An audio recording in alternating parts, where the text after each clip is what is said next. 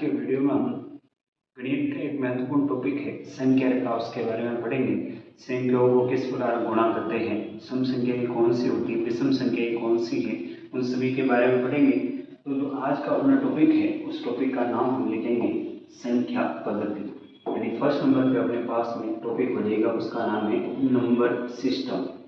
Topic का नाम लिखेंगे हम नंबर सिस्टम, यानी जो संख्या है उनकी किस प्रकार की पद्धति है उसको हम पढ़ते हैं। उस टॉपिक का नाम है संख्या पद्धति।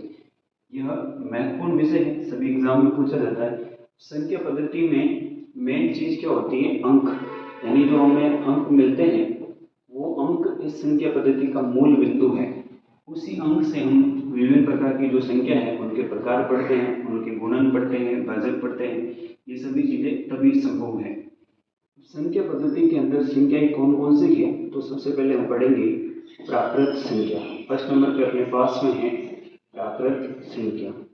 देखिए इसके नाम से स्पष्ट है कि वे संख्या जो हमें प्रकृति से प्राप्त होती है, यानी वे संख्या जिनको गिनने में काम में लिया जाता है उन्हें प्राकृत संख्या कहते हैं। तो इसके बारे में हम देखेंगे, इनको अंग्रेजी में कहते हैं नेचुरल नंबर। नेचुरल नंबर यानी जो संख्या पद्धति है उसमें फर्स्ट नंबर पे अपने पास में प्राकृत संख्या। अब ये कहाँ कहाँ काम आती है, तब अभी हमने लिखा था ये किसी भी संख्या को गिनने में काम आती है। तो इसके बारे में लिखेंगे संख्या को गिनने में काम में लेते हैं। पहला काम तो आएगा गिनने में। अब जब आपको पता चल गया किसी भी संख्या को गिनते हैं, यानी गिनती की शुरुआत कहाँ से होती है, तो बताएंगे एक से शुरू होती है। एक से शुरू होकर कहाँ तक जाती है, तो संख्याओं का किसी भी प्रकार का अंत नहीं होता है और ये कहाँ तक जाती है, तो हम बताएंगे अनंत तक जाती है। यानी एक से लेकर अनंत तक की जितनी संख्याएं हैं उन संख्याओं को हम क्या कहते हैं, तो हम बताएंगे प्राकृत संख्या। इस प्राकृत संख्या है इसको दर्शाने का एक चिन्ह है, तो इसको कैसे दर्शाते हैं, तो लिखेंगे दर्शाना। अब इसको कैसे दर्शाता है, तो अब हम इसको हमेशा n नाम से दर्शाएंगे, यानी नेचुरल है उसका पहला लेटर n है, तो प्राकृत संख्या को 1 से दर्शाएंगे। अब प्राकृत संख्या कौन कौन सी है, तो बताएंगे 1, 2, 3, 4, 5, ये आगे इसका क्रम चलता रहेगा और ये जाएगी अनंत तक। प्राकृत के बाद में जो सेकंड नंबर पे अपने पास में संख्या है उस संख्या का नाम हम लिखेंगे पूर्ण संख्या। लिखेंगे सेकंड नंबर पे पूर्ण संख्या। देखिए जब व्यक्तियों को पता चला कि गिनती की शुरुआत 1 से होती है, लेकिन 1 से पहले भी तो कुछ अंक हो सकते हैं जिसको हम शून्य कहते हैं। तो पूर्ण संख्या किसे कहते हैं? वे संख्या जो 0 से शुरू होकर अनंत तक जाती है, यानी 0 से शुरू होकर अनंत तक की जितनी भी संख्याएं हैं उनको हम क्या कहते हैं? प्राकृत संख्या, यानी 0 से शुरू होकर अनंत तक जाएगी। अब आपको ये पता हो जाना चाहिए ये अनंत कौन सा है, तो हम बताएंगे धनात्मक अनंत है। संख्याएं दो प्रकार की होती हैं, पहली होती है पॉजिटिव, दूसरी नेगेटिव। धनात्मक का मतलब है पॉजिटिव प्लस वाली संख्या और ऋणात्मक का मतलब है माइनस वाली संख्या। अब जो पूर्ण संख्या है इसकी शुरुआत कहाँ से होती है, तो हम बताएंगे कि इस संख्याओं की शुरुआत होती है 0 से। तो लेकिन ये कहाँ से शुरू होती है? 0, 1, 2, 3, 4 और आगे इसका ये क्रम चलता रहेगा, आगे जाएगी धनात्मक अनंत। अब आपने एक चीज नोटिस की होगी कि अभी हमने पढ़ा था कि 1 से शुरू होने वाली संख्या कौन सी है? प्राकृत संख्या है। तो 1 से पहले जो संख्या शुरू होगी यानी वो पूर्ण संख्या होगी। तो इसका मतलब ये भी तो कह सकते हैं कि सभी प्राकृत संख्याएं क्या होती है? पूर्ण संख्याएं होती हैं। ये चीज आपको पता हो जानी चाहिए। अब इसके बाद में है हम जो संख्याओं के विभिन्न प्रकार पढ़ रहे हैं उसमें तीसरा नंबर हो जाएगा पूर्णांक संख्याएं। तो लिखेंगे पूर्णांक संख्याएं। जब हिंदी के अंदर आपने संधि पढ़ी होगी तब एक शब्द आता है पूर्णांक। पूर्ण प्लस अंक, यानी जितने भी अंक है पूरे अंक उनको कहते हैं पूर्णांक संख्या। अब पूर्णांक संख्या से पहले आपको पता हो जानी चाहिए कि संख्या रेखा को हम पढ़ते हैं तो संख्या रेखा की जब रचना करते हैं तो इस संख्या रेखा के बीचों बीच में शून्य होता है, क्योंकि शून्य न तो धनात्मक है और न ही ऋणात्मक। इस शून्य के अगर मैं दाहिनी तरफ चलता हूँ तब संख्याओं का मान बढ़ता है और मैं बाईं तरफ चलता हूँ तो संख्याओं का मान क्या होता है? कम होता है। यानी बाईं तरफ और दाईं तरफ जाएंगे तो मान में अंतर आएगा। धनात्मक संख्याओं में सबसे छोटी 1, 1 के बाद में 2, 2 के बाद में 3, 3 के बाद में 4, 4 के बाद में 5 और भी ऐसे आगे क्रम चलता रहेगा और जाएगी अनंत। अब देखिए जो ऋणात्मक संख्या है उसमें उल्टा होता है। सबसे बड़ी होती -1, -1 से छोटी -2, -2 से छोटी -3, -3 से छोटी -4 और आगे ये क्रम जाएगा अनंत तक। दोनों में विपरीत है। यहाँ पर दाईं तरफ हम चलेंगे तो संख्याओं का मान बढ़ता है, 1 से बड़ा 2, 2 से बड़ा 3, 3 से बड़ा 4। लेकिन ऋणात्मक में मान उल्टा होता है, सबसे बड़ी -1 होती है, -1 से छोटी -2, -2 से छोटी -3, यानी इस प्रकार इनका क्रम चलता रहता है। अब पूर्णांक संख्या किसे कहते हैं?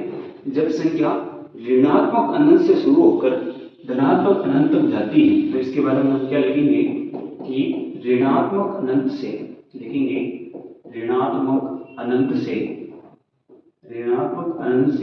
धनात्मक अनंत। और इसके साथ में एक अंक और भी है, आप बताओगे कौन सा है? तो बताएंगे 0 है। ऋणात्मक अनंत से धनात्मक अनंत वो 0 लिखेंगे, वो 0 हो तो उसे हम क्या कहते हैं? उसे कहते हैं हम पूर्णांक संख्या। तो लिखेंगे इसमें 0। यानी अपने पास में 3 चीजें आ गई। पहली आ गई अपने पास माइनस वाली संख्या, दूसरी प्लस वाली संख्या और तीसरा अपने पास में एक अंक है 0। 0 न तो धनात्मक होता है न ही ऋणात्मक होता है। अब जब आपको संख्याओं के 3 प्रकार याद हो गए हैं तो इसके बाद में हम चौथा प्रकार और पढ़ लेते हैं। उससे पहले आपको ये भी पता हो जाना चाहिए कि संख्याएं 2 प्रकार की होती हैं, उनको क्रम के आधार पर रखा जाए।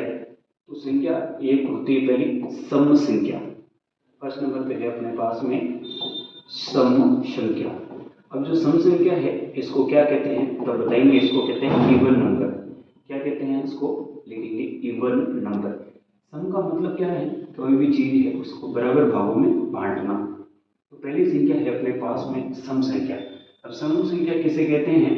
जिस संख्या का इकाई अंक यानी जो पहला अंक है पीछे से पहले की ओर, यानी जो इकाई अंक है, इकाई अंक पर क्या क्या आ जाएगा? तो हम बताएंगे 0, 0 के बाद में बताएंगे हम 2, 4, 6, 8 हो तो उसे हम क्या कहते हैं? सम संख्या। जैसे मैं यहाँ पे एक प्रश्न लिख रहा हूँ कि ये संख्या है, इसको पहचान करनी है।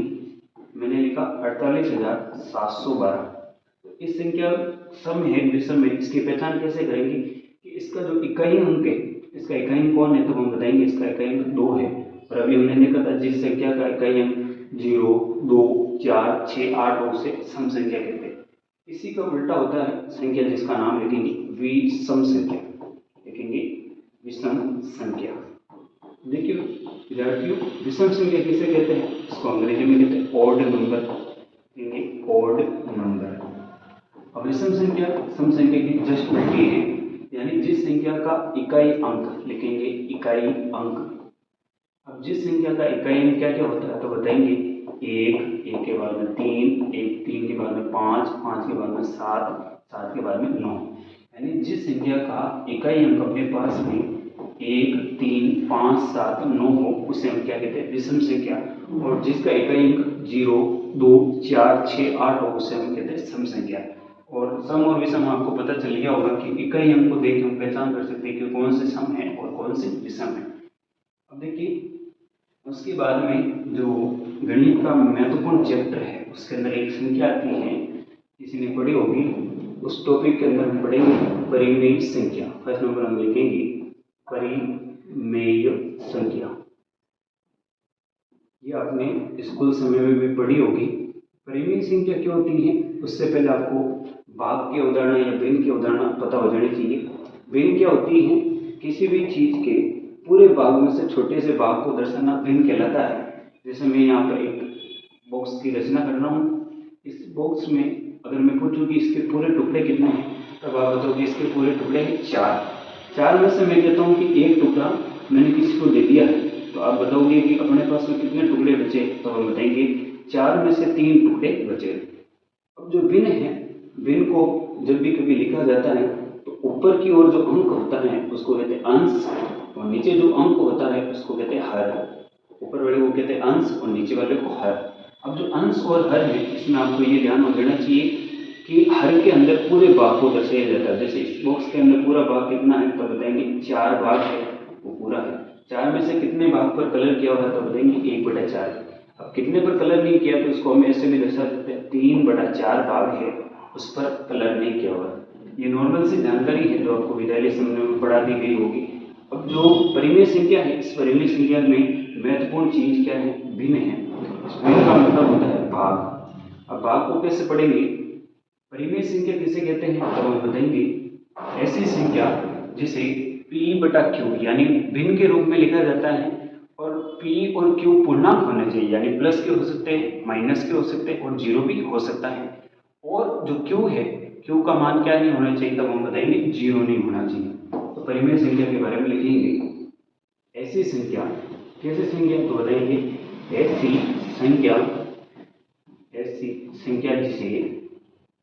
संख्या जिसे p बटा q के रूप में लिखते हैं, यानी भिन्न के रूप में, जिसे p अपॉन q लिखते हैं, के रूप में लिखते हैं, p बटा q के रूप में लिखते हैं।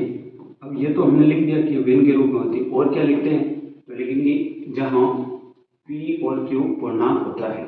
क्या लिखेंगे? जहां p और q पूर्णांक होता है। तो लिखेंगे इसके अंतर्गत जहां p और q पूर्णांक होते हैं। p q के बराबर क्या होते हैं? पूर्णांक। पूर्णांक का मतलब अभी हमने पढ़ा था, प्लस की संख्या हो सकती है, माइनस की संख्या हो सकती है और जीरो भी हो सकता है। और फिर ये कहता है कि q बराबर अपने पास में जीरो नहीं आना चाहिए, यानी जब भी कभी हम भिन्न लिखेंगे नीचे जीरो नहीं आना चाहिए, ऊपर जीरो आ सकता है। अब परिमेय संख्या कौन कौन सी हो सकती है? जैसे मैंने लिखा चार एक परिमेय है नहीं है, इसकी जांच कैसे करेंगे? किसी भी संख्या को बटा वाली बनाने के लिए नीचे एक लगाएंगे, तो अपने पास होंगे 4 बटा 1। तो p कितना है? 4 और q कितना है? 1, यानी नीचे जीरो नहीं आया। फिर पूछा जाए क्या जीरो एक परिमेय है? जीरो परिमेय है, यानी इसकी जांच कैसे करोगे? तो किसी भी संख्या को बटा वाली बनाने के लिए नीचे कितना लगाते हैं? 1 लगाते हैं। तो अपने पास में p का मान कितना है? 0 और q का मान कितना है? 1।